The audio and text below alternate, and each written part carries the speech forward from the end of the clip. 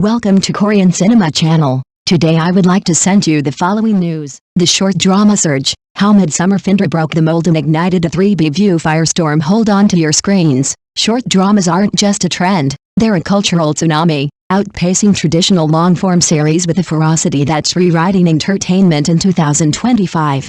Once dismissed as a playground for predictable dog blood plots and domineering CEOs, these 3-minute microbursts have exploded into a dominant force, with Hwangguo, Hae-in, and Xiaoxu reporting a jaw-dropping 87% heat surge in suspense and romance genres alone. But one series, Midsummer Findra, has shattered every cliché, rocketing to 3 billion views and cementing its place as one of October's hottest chart toppers. How did this underdog rewrite the short drama rulebook? Spoiler, it's not your mama's CEO melodrama. Unlike the usual fare of forced kisses and billionaire rescues, Midsummer Findra, a 75-episode, 2-minute per episode saga, carves a fresh path with a blend of sci-fi intrigue, emotional depth, and a feminist edge that's got netizens hooked. Set in a sun-scorched dystopian city, it follows Lin Fei, a rogue botanist, played by rising star Xiaoxu, rumored, who unearths a conspiracy behind a memory-altering flower, Findra, while grappling with her own erased past. Her unlikely ally? A jaded ex-soldier, think Wang Yiren's birthing vibe, whose loyalty teeters between duty and forbidden love. No domineering tycoons here, just layered characters navigating trust, betrayal, and a ticking ecological doom clock. The plot's brainy twists, think biohack memories and rebel alliances, pair with heart-tugging moments, like Lin's tearful rediscovery of her lost sister, making it a genre-bending unicorn. What's the magic? First, it's the anti-trope glow-up. Data IADX notes short dramas 2025 shift toward new narrative hits, with 78% of viewers craving authenticity over recycled CEO fantasies. Findra delivers. Lin's no damsel, she's a whip-smart survivor, her chemistry with the soldier crackling through quiet glances, not forced wall slams. Hae-in's ablaze with clips of their rooftop standoff, 10M shares, her "I don't need saving" line. Iconic. Second, it's the production: Polish, cinematic visuals, haunting synth scores, and seamless e-commerce plugs, eco-tech gadgets, anyone, that feel organic, not pushy. Launched October 1, 2025, it hit number 3 on Hwangguo's hot list, trailing only Later I Liked You and The Backside of the Sun 2, with fans raving, 3B views? Deserved. This ain't brainless fluff, the short drama boom itself is a beast. Platforms report 40% higher engagement than long dramas, thanks to bite-sized addiction and Gen Z's love for instant gratification. Findra taps this, but its real coup is emotional resonance, mirroring real-world anxieties about identity and survival. By October 14, 2025, its hashtag Midsummer Findra trends at 500M, spawning fan edits and cosplay. In a sea of cliches, Findra proves short dramas can bloom into epic, soul-shaking sagas. From shadows to stardom, how Midsummer Findra catapulted Xiaoxu into the spotlight. Hold the phone. While short dramas were busy eclipsing long-form epics with their bite-sized brilliance, one unassuming series flipped the script entirely, turning its leads into overnight icons. Midsummer Findra, that 3 billion view juggernaut we just unpacked, didn't just shatter playback records, it minted bona fide stars from its brooding hero and luminous heroine. And leading that charge? Xiaoxu, the 27-year-old enigma whose razor-sharp portrayal of a corporate titan has fans worldwide doodling his name in margins and scripting fanfics at 3 a.m.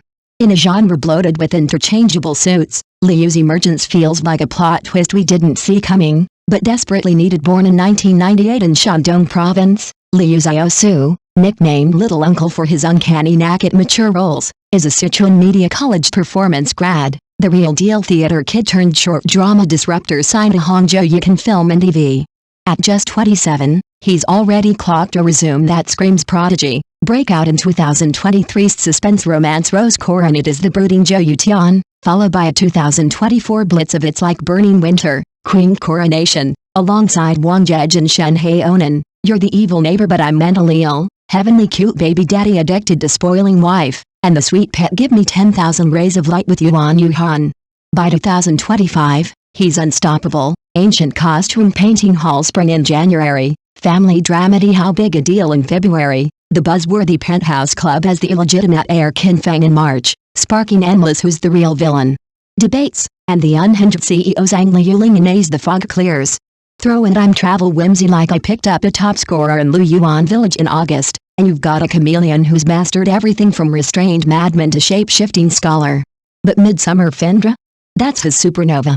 Directed by Zhang Dama and penned by Yu Hang, this 82-episode, 3-minute per episode gem, a spin-off from last year's Deep Affection lore, casts Liu as Zhou Shenan, the deep, introspective domineering president who's all ice-veined control by day but a storm of quiet devotion underneath.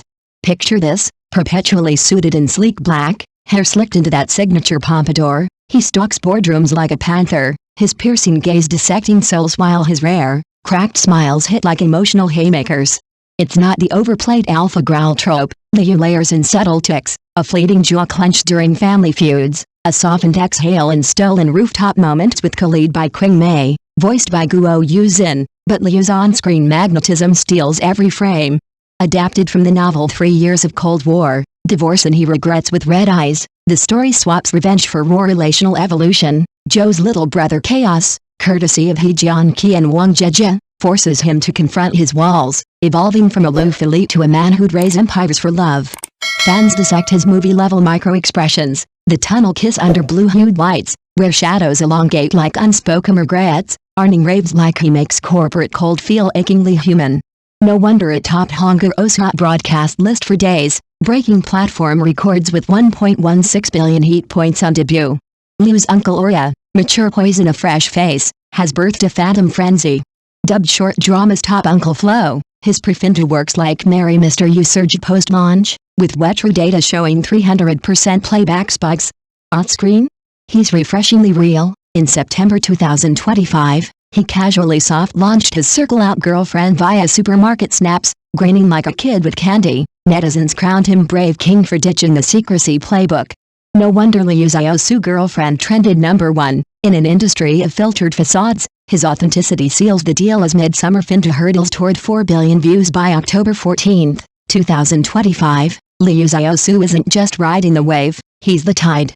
From pompadour perfection to soul-bearing subtlety, he's proof that one role can redefine a genre. In the glow of 3 billion screens, Liu's quiet storm whispers, true elites don't conquer hearts, they quietly claim them forever. Though he's not even 30 yet, his acting is already quite polished. His eyes watered as he cried, revealing a certain unconcealable endurance. And that sternness comes from the heart, not as if forced. His acting is far superior to those of actors in long-running dramas. From the side, his face resembles Jin Dong's, while from the front, with his single eyelids and straight features, he has a touch of Wang Jingaiyu. Overall, his looks are impeccable and truly handsome. Furthermore, at only 27, he manages to project the poise and commanding presence of someone in their 30s or 40s, a rare sight. Hence, his nickname, Uncle Kid, which is playfully and fittingly apt. Let's talk about the female lead, Guo Yuxin. She's a freelance photographer in the series, but despite appearing incredibly mature, she's actually quite innocent, like a child. When the rice isn't even cooked, she pouts and stares at the male lead with a pitiful look. Once she changed into her gown, she transformed into a princess of extraordinary grace and elegance. Her hair was neatly styled in a bun, her features were sculpted, and her expression was playful and captivating. It was hard not to fall in love with her. With such a beautiful lead and a smooth, flowing plot, it was clear this drama wouldn't be a hit. After filming wrapped, the two went their separate ways, but the audience who had been following the series hadn't really left. Recently, taking advantage of the series' popularity exceeding 3 billion views, the director brought the two together for a live stream. That day, Guo Yuxin walked in wearing a long blue dress, permed hair and wavy waves, and a radiant smile. In real life, she seemed even thinner than in the skit, but her face remained the same, delicate and beautiful. Unexpectedly, Liu Xiaoxu stood behind her, helping to hold up the hem of her long skirt, even more skillfully than the staff. It's undeniable that Liu Xiaoxu's gentlemanly demeanor is truly remarkable, whether it's his impeccable manners on screen or the subtleties of his life. It's simply heartwarming. Furthermore, backstage, the two of them were constantly bantering, Guo Yuxin grinning from ear to ear, her gaze fixed on Liu Xiaoxu. Their unscripted playfulness was even more heartwarming than the skit itself. No wonder the audience couldn't move away, seeing their sweet affection, who wouldn't be overcome by a smile. As soon as Liu Xiaoxu sat down, his first glance was fixed on Guo Yuxin.